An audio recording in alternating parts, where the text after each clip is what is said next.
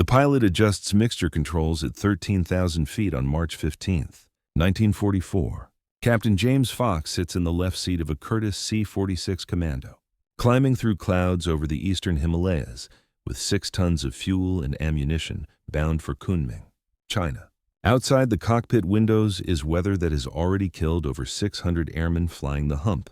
The aerial supply route from India to China across the highest mountains in the world. Ice forms on the wings faster than the inadequate de-icing boots can shed it. The engines strain at maximum continuous power, burning fuel at rates that leave minimal safety margin. The oxygen system, prone to failure, keeps the crew conscious at altitudes where the human body cannot function. In the C-46, larger and more powerful than the C-47 Dakota that shares this route, carries twice the payload into conditions that routinely destroy aircraft and kill crews. In 3 hours, Fox will land at Kunming, having delivered supplies that keep Chinese forces fighting against Japan. In the next 18 months, C-46s will fly over 100,000 tons of cargo over the hump, more tonnage than the more famous C-47s, doing the heavy lifting that keeps the China theater operational. But the Commando will remain overshadowed by the Dakota, the workhorse that gets recognition while the heavyweight that moved more cargo is forgotten, demonstrating that sometimes the aircraft that does the most critical work receives the least recognition because it operated in theater the public ignored, flew missions too routine to celebrate, and served without the dramatic moments that create legends while accumulating the tonnage statistics that won campaigns. The Curtiss C-46 Commando was a twin-engine transport designed originally as pressurized airliner for the civilian market. The design originated in 1937, when Curtiss Wright Corporation identified demand for high-altitude passenger aircraft that could fly above weather and provide comfortable pressurized cabin.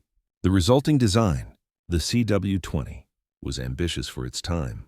A large twin-engine aircraft with pressurized cabin, powerful engines, and capacity for up to 52 passengers or substantial cargo. Specifications reflected the airliner role. Wingspan, 108 feet. Length, 76 feet. Height, 22 feet. Wing area, 1,360 square feet. Empty weight, approximately 30,000 pounds. Maximum gross weight, 56,000 pounds. Later increased to emergency overload weights approaching 60,000 pounds. The aircraft was substantially larger than the Douglas DC-3 that dominated airline service. Power plant, 2 Pratt & Whitney R2800 double WASP radial engines, each producing 2,000 horsepower. The engines were powerful, reliable in theory, but temperamental in practice. They required careful management of cylinder head temperatures, proper mixture control, and attention to oil pressure. Pilots who understood the engines could operate them reliably. Pilots who did not often experienced failures. Maximum speed, 245 miles per hour at 15,000 feet. Cruise speed, 180 miles per hour. Range, 1,200 miles with normal load. Service ceiling, 27,600 feet. Though operating at such altitudes required pressurization and oxygen systems. Endurance, approximately 6 to 7 hours depending on load and altitude. Cargo capacity was the C-46's defining characteristic. The cabin measured over 40 feet long. Fuselage width allowed side-by-side cargo loading, and the floor was reinforced for heavy loads. Maximum cargo, approximately 10,000 pounds in normal operations, though aircraft were routinely overloaded to 15,000 pounds or more on hump missions. This compared to C-47 capacity of approximately 6,000 pounds. The C-46 could carry nearly double the payload. The military version development began in 1940 when the Army Air Corps recognized that war would require heavy transport capacity. The civilian CW-20 design was militarized, removing the pressurization system to reduce weight and complexity, adding larger cargo doors, strengthening the floor, and installing military avionics and equipment. The designation became C-46 Commando. Production began in 1941 with initial deliveries in 1942. Total production ultimately exceeded 3,000 aircraft, making it second most produced American transport after the C-47. But while the C-47 served in all theaters and received extensive publicity, the C-46 was concentrated primarily in China, Burma, India theater, flying missions the public knew little about. The hump route, the aerial supply line from India to China, was created by necessity Japan had captured Burma in 1942, severing the Burma Road that had been the primary supply route to Chinese forces. The only alternative was air transport over the Himalayas from bases in northeast India to Kunming and other Chinese cities. The route crossed terrain ranging from 8,000 to 16,000 feet elevation, through weather that included severe turbulence, icing, thunderstorms, and visibility near zero. The statistics documented the danger. From April 1942 through November 1945, approximately 650 aircraft were lost on hump operations. Over 1,500 crew members died. The losses were from all causes: weather, mechanical failure, navigation error, fuel exhaustion, enemy action. The Japanese fighters occasionally intercepted hump flights, but weather killed far more crews than combat. The C-46 entered hump service in mid-1943, supplementing C-47s and C-87 Liberator Express transports already flying the route. The Commando's greater payload capacity made it valuable, but its operational characteristics made it challenging. The aircraft required careful engine management, proper loading to maintain center of gravity within limits, and aggressive use of de-icing equipment in conditions where ice accumulated rapidly. The typical hump mission profile for a C-46 began at bases in Assam, India, including Chabua, Jorhat, and Mohanbari. Aircraft loaded cargo, fuel, ammunition, medical supplies, vehicle parts, anything Chinese forces needed. The load was calculated based on fuel required, route altitude, and weather. Overloading was routine. Pilots accepted risks of exceeding maximum gross weight because delivering cargo was priority and regulations were subordinate to operational necessity. Takeoff from Indian bases was often in tropical heat that reduced engine performance. Pilots used every foot of runway, lifted off barely above stall speed, and climbed slowly while hoping both engines continued producing power. Single-engine performance was marginal when heavily loaded. Engine failure on takeoff or initial climb usually meant crash. The route climbed over foothills and entered the mountains. Standard altitudes were 13 to 15,000 feet, above most peaks, but below altitudes where oxygen requirements became critical. The aircraft flew instrument conditions most of the time: clouds, precipitation, zero visibility. Navigation was by dead reckoning and radio beacons. Pilots hoped their calculated headings were correct and that winds aloft had not changed since the last weather report. Weather was the constant enemy. Thunderstorms generated turbulence that threw fully loaded aircraft around like toys. Ice accumulated on wings and propellers, reducing lift and increasing weight. The C-46's de-icing boots were inadequate against heavy icing. Pilots sometimes descended to lower altitudes seeking warmer air to shed ice, gambling that they would not descend into mountains hidden by clouds. Engine management required continuous attention. The R-2800 engines were powerful but sensitive to improper mixture and cooling. Cylinder head temperatures had to be maintained within narrow range. Too hot meant engine damage or failure. Too cold meant poor performance and increased fuel consumption. Pilots adjusted mixture continuously, monitored gauges obsessively, and learned to recognize subtle sounds indicating problems before instruments showed failures. Fuel was calculated precisely. The route from India to Kunming was approximately 500 miles, requiring 3 to 4 hours depending on winds. The aircraft carried fuel for approximately 6 hours, providing safety margin for headwinds or diversions. But strong headwinds could reduce ground speed enough that fuel became critical. Pilots sometimes jettisoned cargo to reduce weight and extend range when fuel gauges showed insufficient reserves to reach destination. The arrival at Kunming or other Chinese bases was not end of danger. The approaches were through mountains. The airfields were at high elevation, reducing landing performance, and the aircraft were often damaged from turbulence or ice. Landings were made on dirt or PSP-pierced steel plank runways that were rough and sometimes undermined by weather. Brake failures were common. Runway overruns occurred frequently. After unloading, the aircraft returned to India, often with minimal cargo or passengers. The return flight faced the same hazards: weather, icing, engine problems, fuel concerns. The cycle repeated daily. Load in India, fly to China, unload, return, repeat. The crews flew these missions continuously, accumulating fatigue, experiencing repeated exposure to lethal conditions, and watching aircraft disappear into clouds never to be seen again. The tonnage statistics documented the C-46's contribution. From mid-1943 through war's end in August 1945, C-46s transported over 100,000 tons of cargo over the hump.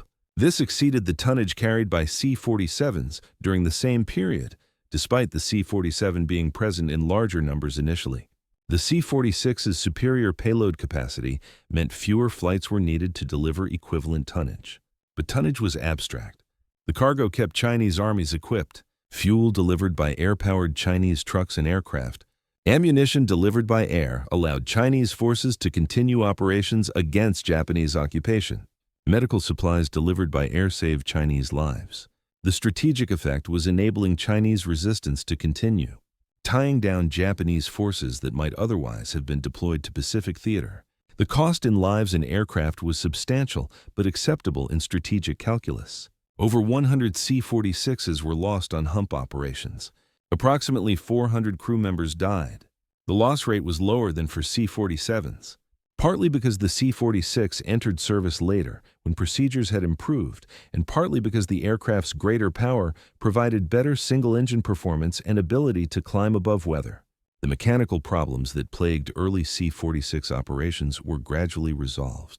The pressurization system had been removed for military version, but the fuselage was still designed for pressurization, creating structural issues when unpressurized at altitude. Cracks developed in window frames and skin panels. Modifications were implemented in the field, reinforcing panels, replacing windows, adding doublers to stress points. The fixes were improvised but effective.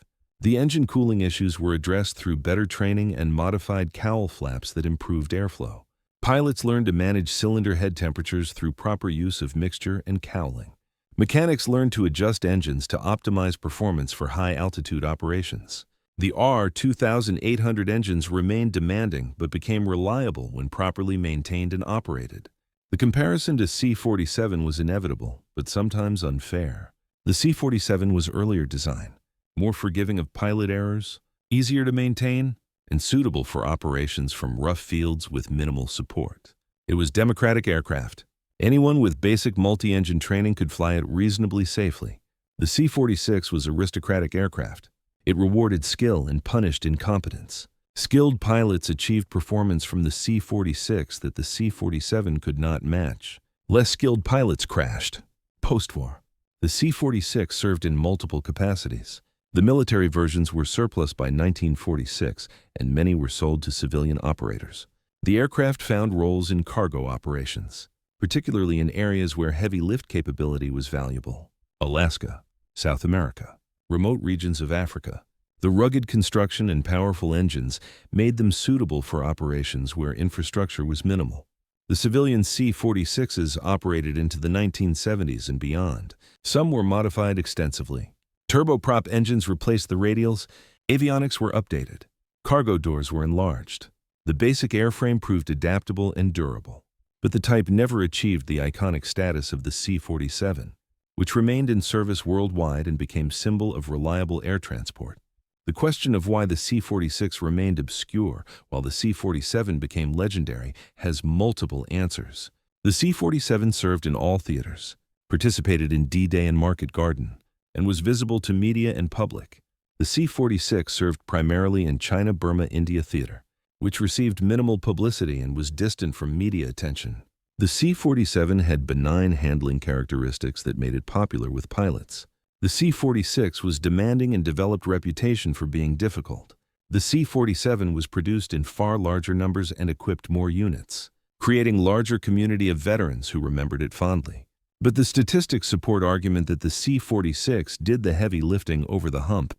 The tonnage delivered, the payload capacity, the missions flown in worse conditions, all favor the commando.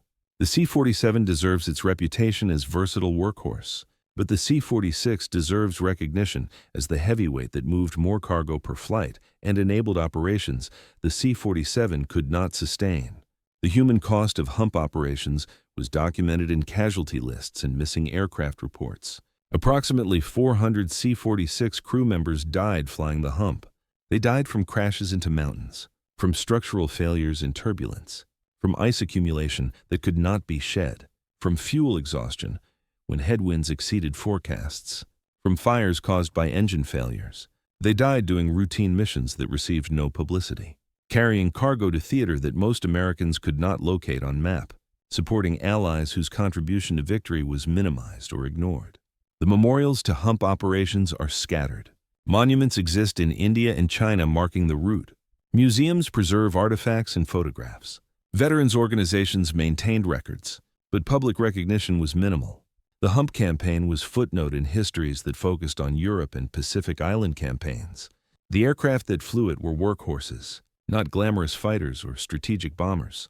At 13,000 feet on March 15, 1944, Captain Fox managed his engines and watched for ice buildup because the mission required it, and because the C-46 could carry the cargo if the pilot flew it properly.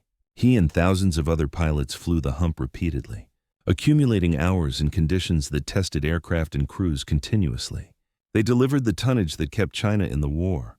They did so in aircraft that was larger, more powerful, and more capable than the more famous transport, but that remained unsung because it operated where few were watching, and because heavy lifting rarely receives the recognition given to visible heroics.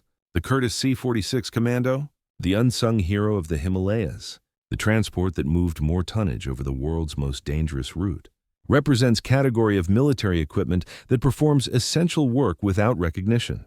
The aircraft was flawed, demanding to fly, prone to mechanical problems, unforgiving of errors, but it was also capable, twice the payload of its famous counterpart, sufficient power to climb above most weather, and structural strength to survive conditions that destroyed lesser aircraft. The legacy is measured in tonnage delivered rather than combat victories achieved, in operational capability provided rather than tactical successes scored. Over 100,000 tons of cargo delivered to China, 400 crew members lost delivering it, 3,000 aircraft produced but mostly forgotten. The numbers tell story of strategic contribution that historical narratives often omit. The logistics that enable combat, the transport that moves the supplies, the crews who fly the missions that make everything else possible. The C-46 did the heavy lifting, while the C-47 received the credit, demonstrating that recognition and contribution do not always align, that the most essential work is sometimes the least celebrated, and that being larger, more powerful, and more capable does not guarantee being remembered. If you operate in places the public does not see and perform missions the public does not understand. The Commando carried the load over the Hump, proving that sometimes the unsung heroes are precisely those who do the work that must be done without expectation of recognition. Accumulating tonnage statistics instead of medals and writing logistics, success stories instead of combat narratives while enabling others to fight the war that histories remember.